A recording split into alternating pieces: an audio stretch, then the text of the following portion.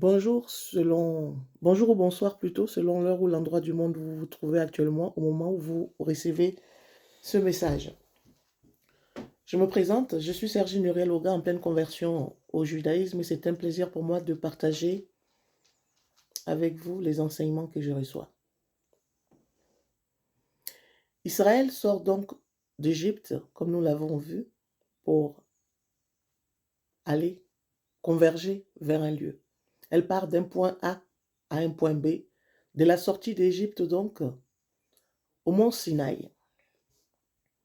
Soir 1 qui enclenche un décompte ou un compte qu'on appelle en hébreu le Homer. Au lendemain de la sortie de la Pâque juive, soir 1. C'est un commandement de la Torah. Et pourquoi compter? Israël va compter 50 jours à partir du premier soir de Pessah pour aller vers le don, la réception de la Torah à Shavuot, communément appelée la Pentecôte chez les chrétiens.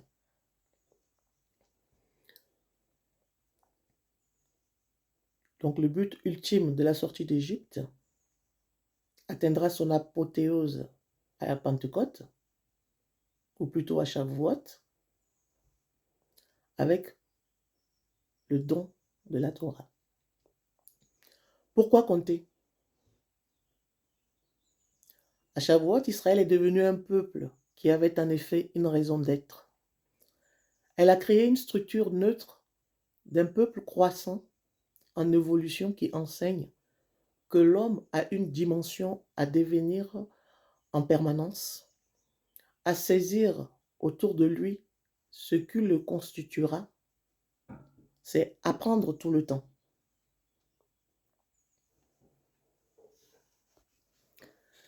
C'est ça la dimension qu'Israël a reçue au Sinaï.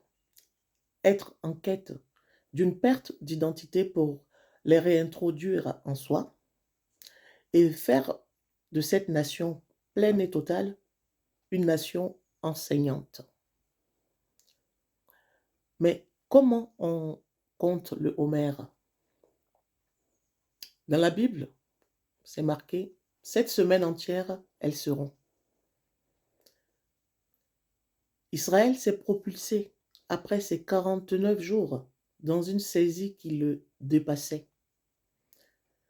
Qu'elle a su assujettir par l'entendement de l'humain par un conte. Homer, c'est la naissance de l'homme.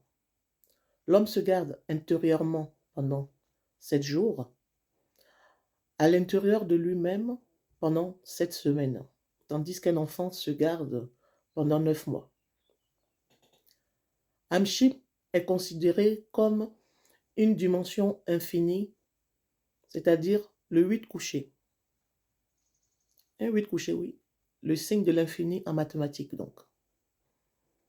Hamushim, en hébreu, signifie, si on enlève les voyelles, les armées sont montées d'Égypte pour la traduction. C'est quoi l'infini?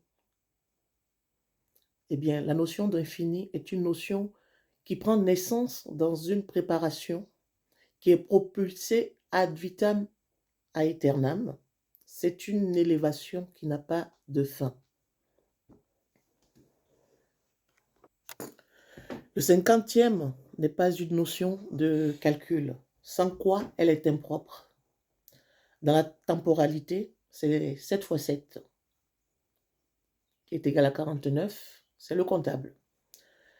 La cession à tout ce qui est intemporel, ce que l'on a d'un passé, s'articule dans un présent et un futur, le 8 couché.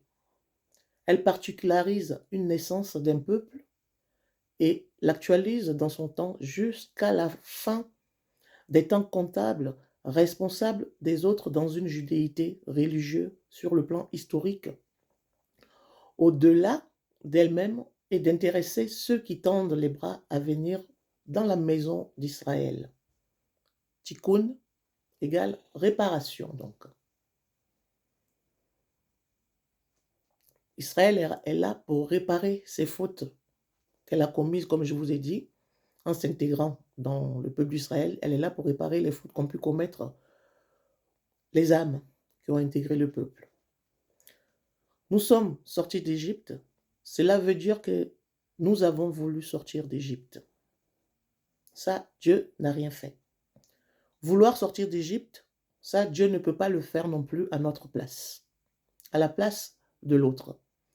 Ça limite d'une volonté particulière d'être dans le suivi du Créateur, d'être dans le sacerdoce humain, hautement sacerdotal, et de la foi, effectivement, cela ne dépend pas de Dieu, mais de moi uniquement. Dire oui ou non à Dieu, et Dieu s'est occupé du reste. Et donc, pour anecdote, nous apprenons que 600 000 âmes sont sorties d'Égypte dans la Torah. Mais pour ceux qui ont fait un peu de mathématiques, en comptant bien le peuple dans son entièreté, femmes et enfants y compris dans ce cas, on obtient un total à peu près d'1,2 million, si ma mémoire est bonne. Et donc, dans ces 1,2 million qui sont sortis déjà, sachez que 1/5 du peuple n'a pas réussi à sortir.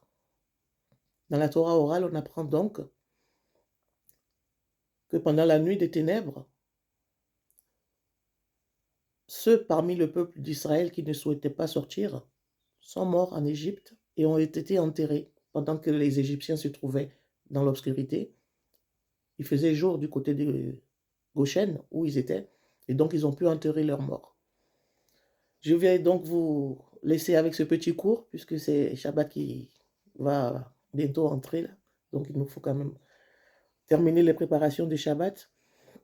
Et je vous reprends dans une prochaine vidéo pour continuer la suite en vous souhaitant un bon Shabbat Shalom à ceux qui le fêtent, puisque c'est le Shabbat de Pessah. Et je vous retrouve dans une prochaine vidéo. À très bientôt et au plaisir.